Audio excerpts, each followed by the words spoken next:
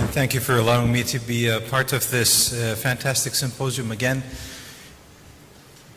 As we cue my talk. And our colleague, Dr. Olitsky, sends his regards, and he's, again, really sorry that he couldn't be here with us, but with his thoughts, he is with us. I do want to go ahead and talk a little bit more about the Pediatric Eye Disease Investigation Group. Over the last 2 decades, there has been an explosion of amblyopia research, and the need for prospective randomized trials in the treatment of amblyopia has literally been begun to be met by the Pediatric Eye Disease Investigation Group. The PDIG is a network dedicated of conducting a multi-center study, as Dr. Holmes had mentioned, in studies in strabismus, amblyopia, and other eye disorders in affecting the children. It was formed in 1997. The network is funded by the National Eye Institute, and there are currently over 100 participating sites, and as Dr. Holmes mentioned, 200 sites with over 300 pediatric ophthalmologists and pediatric optometrists in the United States, Canada, and the United Kingdom participating in the network. The primary focus of the PDIG involves studies that can be conducted through simple protocols with limited data collection. So try to make it as simple as possible for the investigators as well as for the families and the patients. Can be implemented by both university-based and community-based pediatric eye care practitioners as part of their routine practice. And when you look at the structure, the core centers within the PDIG support overall operation and leadership of the network. The coordinating center is at the JABE Center for the Health Research, directed by Roy Beck. The offices of the network chairman, and it's really a delight to have a former chairman of PDIG that has really paved the way for all of us, and for the meticulously he dedicated his expertise in more than a decade. Dr. Holmes, again, thank you for all the contributions that you have, and Dr. Wallace is currently the chair, and as the chairmanship has been handed over to him by Dr. Holmes. And in the National Eye Institute, Donald Everett is the program director. The network is open and continually solicits the participation of new sites and investigators, and we see this growing as each year. And there is an executive committee who provides oversight and establishes policies for the overall network. And the disease-specific steering committees provide oversight for the individual protocols. And the planning committees are formed to develop new protocols and are chaired or co-chaired by active members of the investigation group. A single data and safety monitor committee serves all PDIG protocols. So there's one site with amazing coordinators that actually kind of oversees through vigorous data collection. I would like to go through some of the studies that have been published, and I thought this would be maybe an easier way to kind of see. I'm not going to read the entire thing, and we're going to go over some of the conclusions, but and some of the things, some of the slides that you're seeing is going to be an overlap. It's just maybe to underline a little bit more in what Dr. Holmes has said already. And he mentioned that the amblyopia treatment study visual acuity testing protocol, and this had to be vetted, so this was the publication for that in 2001. And we know that the HOTV optotypes that he had mentioned, they're robust and has an excellent test reset reliability. And so every step of the PDIG, you can see that they really try to understand and make sure that whatever they're doing has been working as the best as they could.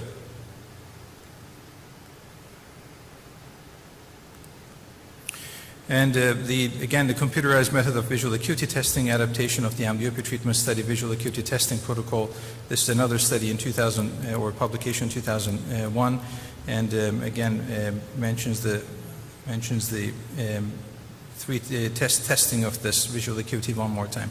The clinical profile of moderate amblyopia in children younger than 7 years, and as Dr. Holmes again mentioned, the cohort does include the anisometropic and strabismic patients, and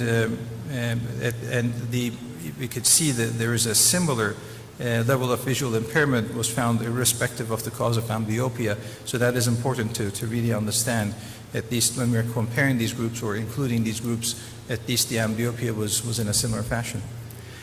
A randomized trial of atropine versus patching for treatment of moderate amblyopia, and the moderate amblyopia has been defined as 20/40 to 20/100 visual acuity, and were assigned to receive either patching or atropine in 47 clinical sites.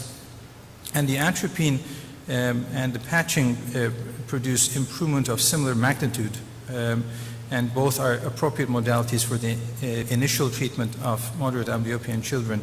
And this was again published in 2002. And in 2003, the course of moderate amblyopia treated with patching in children was published, and the experience with the amblyop treatment study.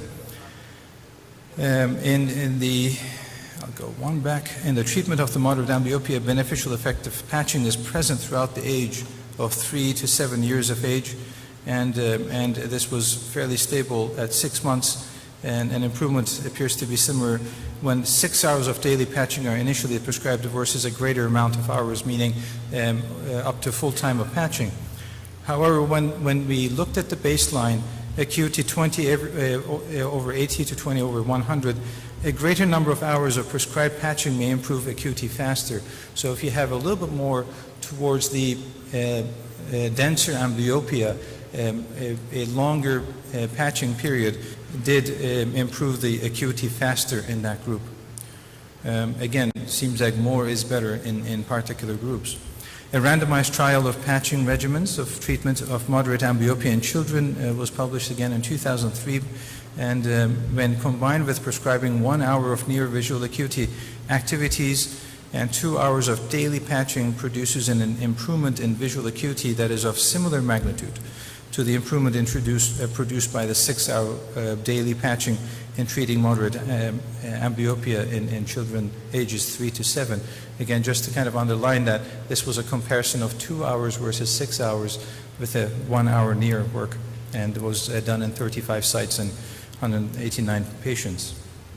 In 2003, a comparison of atropine and patching, again, as Dr. Holmes has mentioned, treatments for moderate amblyopia for patient age, cause of amblyopia, depth of amblyopia, and other factors were studied, and a beneficial effect of both patching and atropine was present throughout the age, and patients with acuity, again 20/80 to 20/100, improve faster when a greater number of hours of patching is prescribed, and so that was again underlined one more time.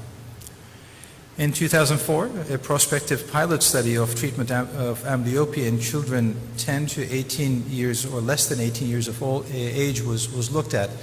Again, at least I grew up in the textbook definition that after 9-10 years of age, the amblyopia treatment does not work at all.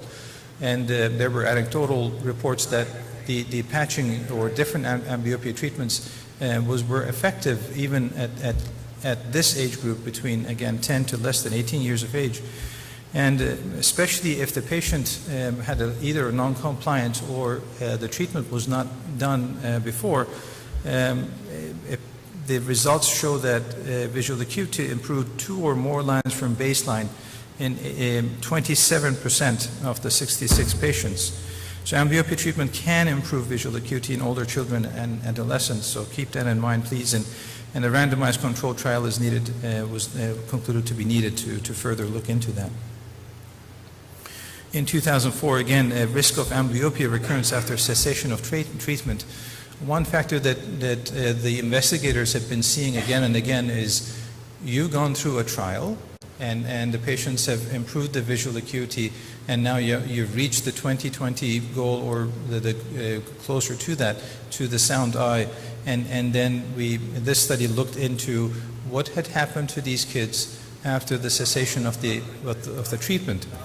Approximately 1/4 of successful treated amblyopic children experience a recurrence within the first year of treatment. And for patients treated with 6 or more hours of daily patching, unless you taper them, and as suggested here, it may be from 6 hours to 2 hours, if you stop the treatment, so to speak, cold turkey, they tend to regress.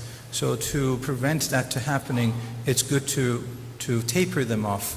And this, again, was shown by this publication, and it was done in 2004. A randomized pilot study, again in 2005, was published of near activities versus non-near activities during patching therapy for amblyopia. And children patched and instructed to perform near activities for amblyopia spend more time performing those near activities, apparently, than children who were instructed to perform non-near activities. And seems like the results suggest that performing near activities while patched may be beneficial in treating amblyopia. Consecutive studies actually showed, and Dr. Holmes will correct me if I know if I'm wrong, had mixed messages in the sense that there were some actually not found to be as strong, but there is maybe with this study there's a suggestion that near activity did work, but again, following studies I know that they were about the same. The effect of amblyopia therapy on ocular alignment was also looked at, as Dr. Holmes mentioned briefly, and in this study, the patients who had amblyopia treatment with patching or atropine for 6 months, followed by standard clinical care, were found to have similar rates of deterioration and improvement of ocular alignment. So that there was a change that was seen with the treatment and the cessation. And when parents begin amblyopia treatment for children with strabismus, they should know that there's a possibility of a strabismus development. And although it is most often of a small angle deviation, but strabismus resolves after amblyopia therapy in some cases. So good to keep that in mind. So while you're doing the therapy, there are, especially with atropine, because the mechanism is they're really cranking up to overcome the atropine, and that drives the convergence and causes the strabismus, in particular the esotropia. In 2005, a 2-year follow-up of 6-month randomized trial of atropine versus patching for treatment of moderate amblyopia in children was published. And again, this was to compare the patching and atropine as treatment for moderate amblyopia in children 18 months after completion. And as a conclusion, the atropine or patching for 6 months, followed by best clinical care until 2 years, produced similar improvement of moderate amblyopia in children between 3 and 7 years of age at enrollment. However, on average, the amblyopic eye acuity was still approximately 2 lines worse than the sound eye. So some of the patients appear to be refractory, at least there was a difference in that sense in 2 years in. In 2006, in a publication in ophthalmology, a randomized trial to evaluate 2 hours of daily patching for strabismus and anisometropic amblyopia was published. Again, this conclusion was after a period of treatment with spectacles, 2 hours of daily patching combined with 1 hour near visual acuity modestly improved moderate to severe amblyopia. And so 2 hours was found to be effective in moderate amblyopia, as mentioned again by Dr. Holmes. In 2011, in Archives of Ophthalmology, the effect of age on response to amblyopia treatment was looked at. And the amblyopia is more responsive to treatment among children younger than 7 years of age. We knew this from the clinic, but this was, again, it's good to see this in a randomized clinical trial and in such a nicely designed study. And although the average of treatment response is smaller in children 7 to less than 13 years of age, some children do show a marked response to treatment. So we should still really emphasize their treatment, even if their age is beyond 7 years of age. In 2011, distance versus near visual acuity was checked in. There was a speculation that maybe there was a difference between them, and no difference were found. Systemic difference between the distance and the near visual acuity was found in this study in this publication in 2011. Patching is not an easy thing to do, and there are many ways to do patching. I can tell you from my personal experience that adhesive patches appear to be superior. There are patches that you can apply over the glasses. It's so easy for the children to, even if they find a little hole, they tend to turn their heads and start peeking around them. So when you utilize the sticky, the adhesive patch, then at least that really covers the eye enough that has more limitation on that for sure. But for fair-skinned babies in particular, the adhesive sometimes has an effect, and a lot of the families don't like to use the patching. If you do it every day, it becomes a problem. Their skin breaks, and we found that using milk of magnesia and actually dabbing that around the area that you're going to use the adhesive, and then after it settles in, dries out, and applying the patch actually gets rid of that rash that you tend to see from the adhesive. So one clinical tip. One has to be creative about on how to apply the patches or any kind of treatment. Atropine is relatively easy. It sometimes takes three adults to really pin the child down and put a drop in the eye, but at least when you put the drop in, you know that you got it in and the effect is there. So you don't have to monitor anything in particular. Like the patching, if we say, the doctor said you have to do 4 hours, 6 hours, whatever that hours may be, and monitoring that could be very difficult throughout the day. But positive reinforcement works great. Actually, in Ohio, we have an entity called Amblyopia Registry Program. This was formed by pediatric ophthalmologists and optometrists, and now it's federally funded. And we actually give away patches to the families. As long as they need it, they get the patches for free. At least we're trying to eliminate one factor, that the patients could not receive the patches, so it doesn't exist for us in Ohio. And we actually, in the package, we include, and I should have put a picture of that, little wall stickers. It's like a big pamphlet. So the children, as soon as they're done with the patches, they kind of put it on the shape. So when they fill the entire pamphlet, they bring it to us, and they do it with joy, and we give actually gifts to them, and really it's one other way to make it a fun, possibly thing, and since patching is not easy at all. We have to be practical about what we're doing. Sometimes patching at school is better, and sometimes at home. Social effects have been very variable. I have patients that they go to school, and after all the other kids in the classroom, they see that this cool guy has this patch, every other child wants a patch. And there's another child that actually is ridiculed and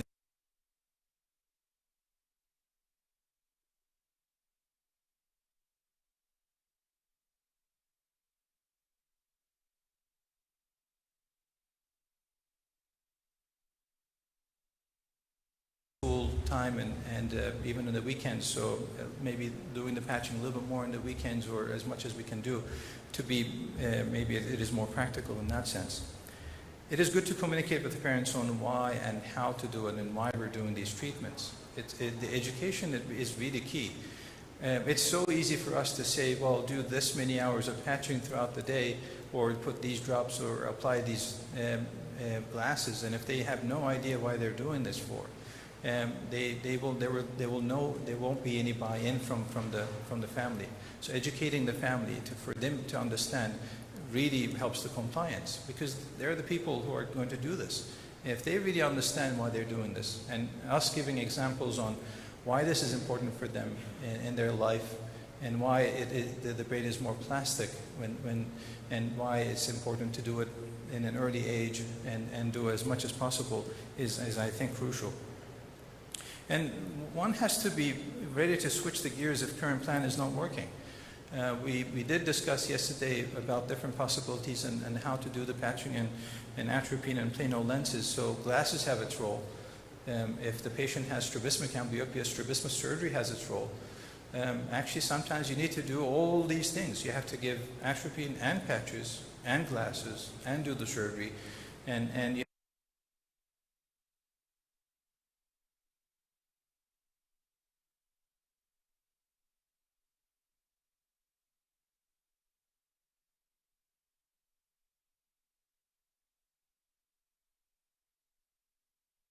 2 years, but a lot of them were months.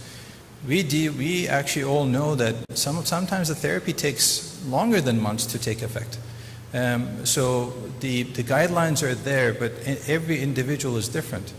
We have patients that actually have dense amblyopia, and all they do is put glasses and maybe 2 hours of patching, and they improve. And we have patients, I have patients that actually have what would be called as very, very small amblyopia, and they require full-time patching. Not every kid is the same. So that's why knowing what is available and what we need to do should change, and should not be a cookie-cutter approach depending on that child in that clinical setting and that compliance and the patients. So it's important to understand the dynamics and act accordingly. And be reasonable. Sometimes 4 hours is better than, or 2 hours is better than full-time. It's just simply because of the compliance. Again, we have to read the family, we have to read the child, we have to really understand the dynamics, but be truthful and forceful sometimes as much as we can. We even discussed that there are publications that people have actually done tarsorrhaphy, and one of our colleagues actually did suture a patch, a rigid patch over the eye, and for months. Literally sutured it on the skin. So I'm not suggesting that's the way to go, but sometimes, and in that case, it did work for him, and it's good to be kind of thinking of all the possibilities, and thank you for your patience and your... Thank you, Dr. Farouk.